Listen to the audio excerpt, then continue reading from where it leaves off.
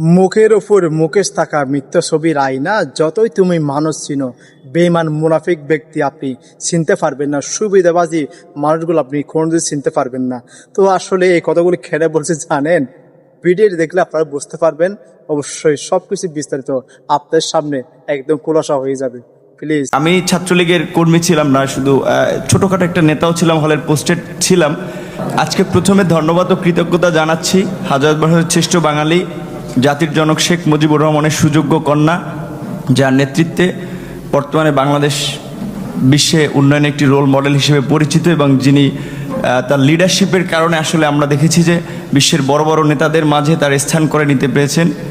সেই আমাদের প্রাণপ্রিয় নেত্রী এবং প্রধানমন্ত্রী, মাননীয় প্রধানমন্ত্রী জননেত্রী শেখ হাসিনা। আর আমি বিভিন্ন প্রোগ্রামে গিয়েছি, আমি দেখেছি নেত্রীকে ঢাকা মেডিকেল যখন বার্ন ইউনিটে বিএনপির আন্দোলনের সময় যখন আছে বিভিন্ন অকারেন্সগুলো ওঠে, তখন তিনি গিয়েছেন। আমরা রাস্তার পাশে দাঁড়িয়েছি, তাকে দেখেছি গাড়ির কালো গ্লাস থেকে স্পষ্ট দেখতে পাইনি, টিভিতে দেখেছি। আর আজকে দেখার পরে আমি অনেকক্ষণ চেয়ে রয়েছি। আমি 2.5 বছর বয়সে আমার মা মারা যায়, আর আমার ছোটো ভাই এখানে এসেছে, ওর বয়স ছিল তখন 1 বছর। আমার মায়ের এটা আমি যতটুকু মনে করতে পারি, আমি সেটা খুঁজে পেয়েছিলাম আমার প্রাইমারির একজন শিক্ষিকার মধ্যে, আমি যেই প্রাইমারিতে পড়েছি। আর আজকে আমি মাননীয় প্রধানমন্ত্রী এতদিন টিভিতে আমি ওভাবে দেখতে পারিনি, কিন্তু আজকে দেখে আসলে আমার মনে হয়েছে যে তার মধ্যে আমার মায়ের চেহারাটা আমি কিছুটা দেখতে পেয়েছি। এরকম একটা জিনিস আমাদের সকলের হৃদয়ের স্পন্দন আগামীর বাংলাদেশের প্রধানমন্ত্রী জনাব তারেক রহমান আমাদের মাঝে উপস্থিত হয়েছেন। বিএনপির চেয়ারম্যান, আমাদের সকলের হৃদয়ের স্পন্দন আগামীর বাংলাদেশের প্রধানমন্ত্রী জনাব তারেক রহমান।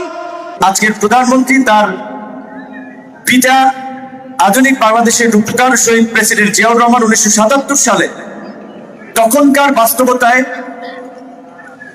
সেচ এবং কৃষি নির্ভর অর্থনীতিকে প্রসারিত করার জন্য, এবং একই সাথে এই যে ম্যানুয়াল পদ্ধতিতে খননের একটা বিবেচনার বিষয় ছিল যে এখানে যারা কাজ করবেন তাদের একটা কর্মসংস্থান হচ্ছে।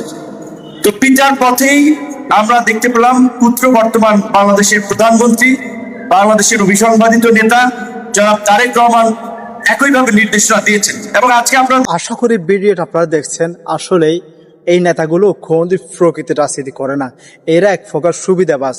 যে সময় একটু ভালো দিক যাবে রাজনীতি দলের দিকে, সেদিকে তারা মানে কি দাবিতে হবে। এরা হচ্ছে কিরকম নূর, আর একটা আছে রাশেদ। এরা যে এত যে সাটে আসলে সাটের জন্য কোনো পুরস্কার দেওয়া হয়, এরা আসলে পুরস্কারটা প্রথম